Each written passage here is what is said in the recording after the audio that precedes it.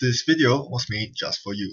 That's right, it's none other than another playthrough of my Viewer's Choice 3 deck, or rather, your Viewer's Choice 3 deck, involving IT department in Replicating Perfection, and once again I find myself up against Nasir.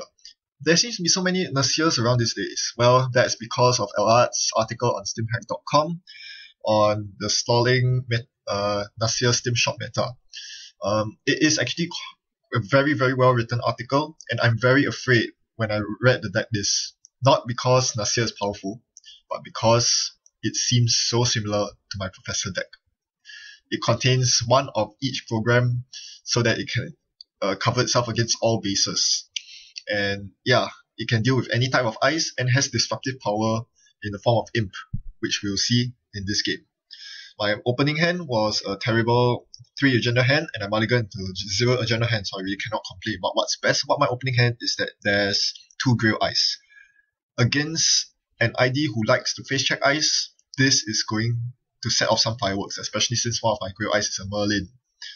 Being able to inflict 2 net damage off the get-go is going to be huge, and he walked right into my trap. I'm more than happy to pay him off 2 credits to deal 2 net damage to him, because this will snipe off important items. Well, not really. They're both programs which he can easily recurse. Even though I didn't know it at this time, I soon realized through playing this during the course of this game that he was indeed playing. He net decked basically the L-Art SteamHack.com deck list. Go check it out if you haven't yet. I must say it's really solid, and you should at least read it to get some insight into how pro players deck build the tier 2 janky decks. Tier 2 it is because it's very powerful.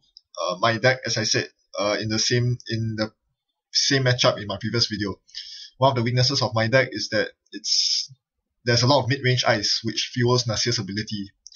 So I took advantage of knowing that there was no HQ pressure in this Nasir deck, and I left HQ open, and I promptly got punished by the disruptive power of Imp. So that's very unfortunate for me. The worst is that it sniped off my Merlin, so my Galahad just lost some fangs. That is very unfortunate. So I need to recover here by blocking off HQ. Then I draw up with Jackson Howard, hoping to dump some agendas into archives, but I didn't draw any agendas, so instead I'm going to just install the executive bootcamp. Now, he attempts to run HQ here, and I realize that he has no credits, so I'm more than happy to let him in. There's a 40% chance he'll access the Caprice Nisei, and if he does, he'll have no credits to trash it. Trashing for 1, he can't do that. Instead, he accesses my interns and ends up trashing it, which is completely fine by me. I don't mind that at all. Interns is one of the weakest cards in this deck, which I don't mind swapping out because I have never had any use for it, honestly. So because he did not contest my executive bootcamp, he has not contested my remotes at all. I'm able to freely rest the Lotus Field, which again I learned from my last Nasir matchup is the best thing to do against Nasir, because this just denied him 5 credits right there, and that is so important. Now, he attempts to contest my executive bootcamp, which is a very wise thing to do. Had he not done this, I would have freely rest the Himitsu Bako protecting it at the end of this turn. So because he runs it with an Imp, I'm forced to rest the Bako. Either that or sack my bootcamp. Both of which are not very desirable options. So I end up raising the Bako to give my bootcamp a bit more longevity.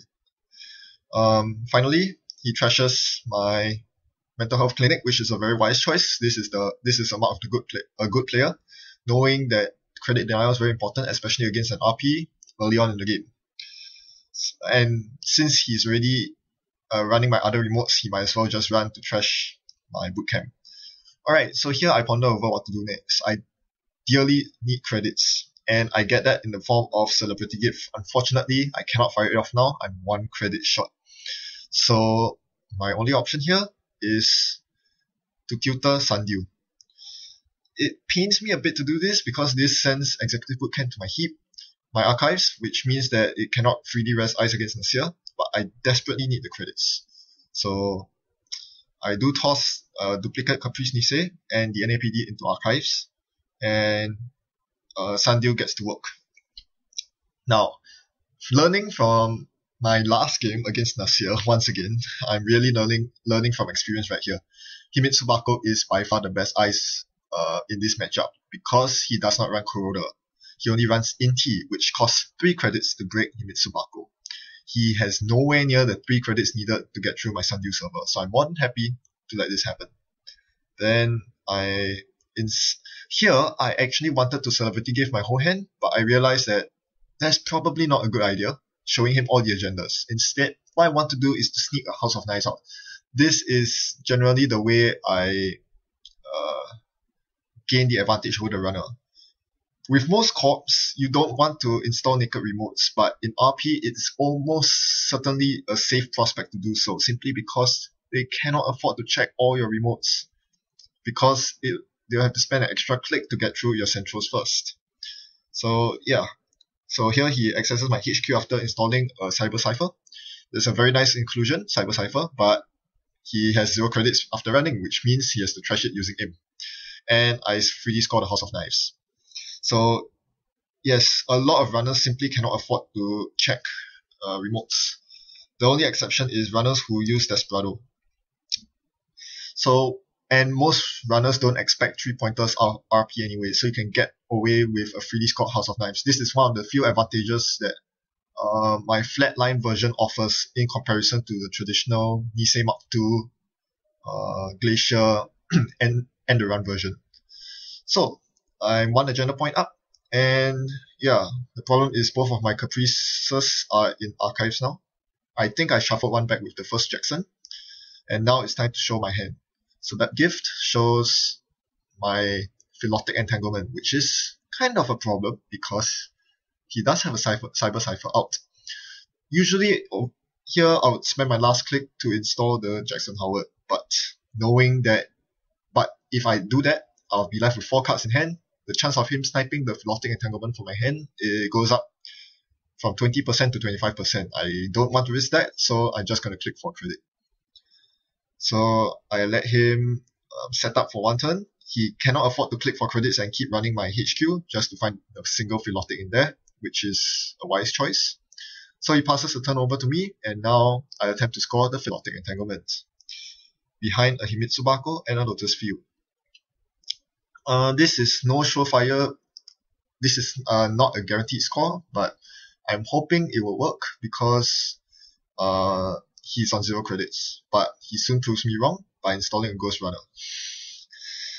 Yeah, so now essentially he has 6 credits that will not go away with his ID ability. So no matter what, he's probably going to get through the server. I'm still going to rest the ice because the aim here is not so much to protect the agenda. I figured that the chance of me scoring the agenda was rather okay, not the best, but more importantly, I need to set up a Glacier remote server so that I can start stashing stuff like House of Knives, like another Sandil, or most importantly, IT Department, which is the entire crux of this deck.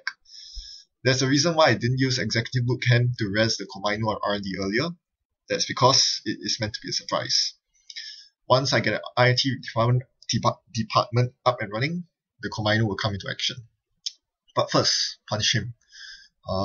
He has to deal with the Lotus Field. He has 5 disposable credits at his disposal, and 6 Ghost Runner credits. I think the obvious line of play here for him would be to clone chip his Golden Blade from his archives. His heap, rather. In the meantime, I knew that he would probably get past my server. I'm thinking of my next line of action, which is probably to dig up an IT department and stash in the remote. It will be almost impossible to steal for him. So he does exactly that. He pulls out the Golden Blade, left with 4 more stealth credits. Of course, I res the Bako here. So yeah, sometimes you have to give Nasir his way, but you should attempt to play relatively fast against Nasir. The mid game is actually where you're strongest, where Nasir hasn't drawn his entire deck out yet, which means that he doesn't have his entire rig up, but and where you can tax him sufficiently to keep him out of your servers. That is when it's best to score agendas. So this was a wrong move by me, actually. I could have put the Jackson in the remote instead to bait him, but instead I went with the Philotic, and, well, he stole it. So that's rather painful, swinging 2 points in his favor, but, well, it's not the end of the world. I draw into my daily business show, a very important card in RP. It's so overpowered, it's not even funny. Alright, so hopefully I can bait him into running my remotes. That would be a massive waste of time for him. But because usually when you install more than one remote server at a time, it is very indicative that you are playing a shell game. And especially after he saw me play my House of Knives, he should be suspicious of that. But this is no shell game, it's just an innocuous Jackson Howard coupled with a daily business show, both of which are going to allow me to filter through my deck very effectively. The daily business show is bad against R&D interface, but right now he seems to not have found his parasite yet. Either that or he doesn't want to do so. So my R&D is safe for now. I think a smart thing for him to do would be to parasite down insta-parasite my Galahad as soon as he gets a chance, but he's not doing that. Probably because he has an Inti out. That's probably why.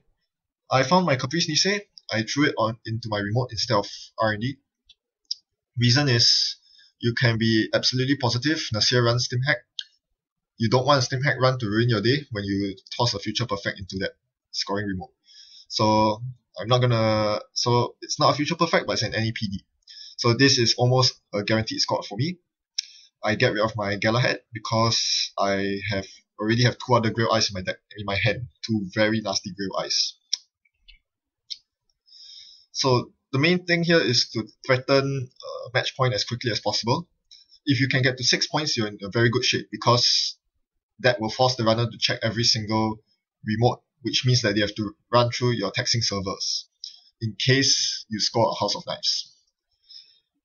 Alright, and this is why you cannot let Nasir get to late game. His economy engine is starting to roar. He has Astrolabe and Order of Soul, and he has 2 R&D interfaces ready to go on Personal Workshop. That is rather formidable. And very scary. Alright, Steam Hack run. Not good. I know that if I let him Steam Hack his way through, he will liberate all the R&D interfaces, easily break through Galahad, and access 4 cards. I can't let that happen. So even though this is not going to stop him, I'll still res the Komainu. He will definitely be able to get past it. Yeah, because he is able to tutor, in this case, a Mimic. And before he encounters the Komainu, he has to spend his Steam Hack money. Of course, that will all go to liberating the R&D interface. Now, here I think he makes a rather gross mistake. He tutors the Mimic instead of the Deus Ex. Mimic is a long-term solution against Komainu, but you don't want it to be a long-term solution simply because Komainu has so many subroutines. You're not going to gain too much money as Nasir. What you should have done here was to tutor Deus Ex so that he could get through Komainu for free. This would leave him the 5 credits that he will get from resing Komainu to deal with my Galahad. So instead of having 5 credits to deal with my Galahad, he's only down to 3 credits. Now 2 credits because he chose to break 3 subroutines, leaving 1 subroutine as net damage, and of course I use my House of Knives at this point. So he continues to Galahad, and I show him the bad news. There are 3 Grail Eyes, he only has 2 credits. He can only break 2 of the 3 subroutines, and this is why he should have used Deus Ex. With Deus Ex, he would have gone through safely, and he wouldn't have a Mimic out on the board, but Parasite is still there, and he should be relying on Parasite.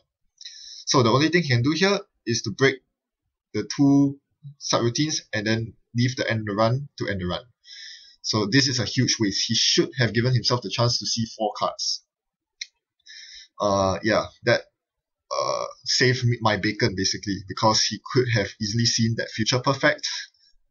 That wouldn't have been too nice for me, even though I probably would have won the side game. Alright, so I scored an NEPD contract. to make space for my IT department since it's newly drawn. I'm forced to trash a celebrity gift. Not every day that I want to do that, but well, you've got to do what you've got to do. So I'm getting very lucky this game. He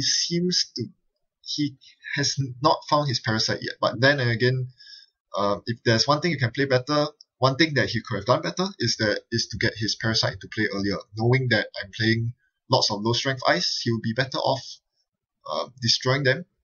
Low strength mid cost ice at that. Yeah, by destroying my ice, he would force me to install more ice, which means I'll have to put in more effort into raising them, giving him even more credits. So these are the little nuances that distinguish skilled players from not so skilled ones, to put it bluntly. Alright, I wanted to put the IT department in the scoring remote, but since I was so flush on cash after the celebrity gift, I decided to put it in the Buckle server instead, the smaller server. I'll use the bigger server for scoring because there's a Caprice Nice in the bigger server.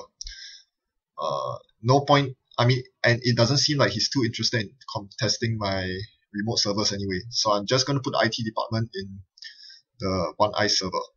Now here, once again, Utopia Shard, goodness. It's very annoying. Yeah, it's very bad for the game because I'm forced to do all my actions slowly in the event that he wants to trigger it at any point in time. But he's a nice guy, he decides to fire it immediately, and thankfully, the most important card was not discarded. Jackson Howard. Jackson Howard, that's my last copy of Jackson Howard. I needed it. So, my plan goes on as normal. My plan was to place 3 power counters on IT department. If you watch my previous video, you'll know that this is the ideal number because it brings my ice strength to 4. There is a David in his heap. I've seen it, and here I reconfirm it. Yes, there's a David. So 4 strength is as high as I can go. I don't want 5 strength because he can break it for free with David. So here, this is one of the few times I actually decide to keep an agenda, because I'm very confident he cannot get through the server in one turn. Yes, once again my Merlin got sniped from my hand by Utopia Shard, and an NAPD got into the heap, into my archives, but that's okay because he's Nasir. He has no money to steal it even if he runs archives. I can afford to leave the Jackson in my hand for a while more. I'll install it later when I have the time. So yeah, I dare him to run this server. Even if he manages to get a Steam hack run into it, he still has to deal with my IT department, boosting the strength of ice, and the Caprice Nice, 1 in 3 chance of getting through. I don't think he's going to have any luck with that, and he rightfully does not contest my remote server. Instead, he sets up for a Deus Ex, which is a very smart thing to do against my kill deck. And he targets Komainu, which sets me thinking, okay, this guy wants to parasite me down. Well, where's your parasite? He has no SMC. He needs to sack the clone chip for an SMC. And this he should have done way earlier. But, well, late is better than never. He finally found his parasite, and this means that if I score the future perfect now, my R&D will be wide open the next turn. And the worst thing is, I do not have my Merlin as support. It got sniped off by Utopia Shard, so I only have 1 Grail Ice left. But that's fine. I'll score my future perfect because I know perfectly well I have the winning agenda in hand, the last House of Knives. If I can slot that into my remote and score it next turn, I'm good to go. I'm at 6 points. So Komainu gets trash, and this is his one glory run, one chance to run for victory. But wait, he needs to be very careful about the IT department there. A 4 strength Galahad can easily ruin his day if he initiates a run right now. Is he careless enough to fall into that trap? We'll see. He draws up. And yeah, he draws some more. He very wisely avoids my Galahad this turn. It can be very tempting to run it, but if you see the IT department, you should know that you are no match for it. So, he didn't run this turn. Now, I'm going to put the pressure on. I install the Jackson in case he runs archives. And the House of Knives goes into the scoring remote, which means he has one turn to snatch victory from my hands, which is rather possible because he does have 3 R&D interfaces out. That is nothing to laugh at. It can win the game anytime, basically. So his Deus Ex gets on the board. Right now, the flatline condition is more or less nullified after all I'm playing against Shaper. What can you do against Shaper? Just gotta play fast. And as you can see, I'm trying to play this faster than your typical RP Glacier game. This shouldn't last long. And in fact, with Grill Ice, you cannot drag it on too long because once it gets to the late game, your Grill Ice is of pitiful strength. They are easily broken, despite having multiple subroutines. At that point, the only thing that can tax the runner, that can save you, possibly, is IT Department if you're playing this sort of deck. Otherwise, hopefully you've scored a couple of agendas, as I have did. I'm quite lucky to have scored that many agendas. Against Nasir, it's rather easy. So, Steam Hack, finally getting through. Yeah, there's nothing much I can do about this, except to expend 1 IT Department token, and then show him the Lancelot, complementing the Galahad. So, he easily breaks it. Oh, yeah, he uses Cerberus, Green Cerberus, because it's at 4 strength. That is obviously the more ideal choice.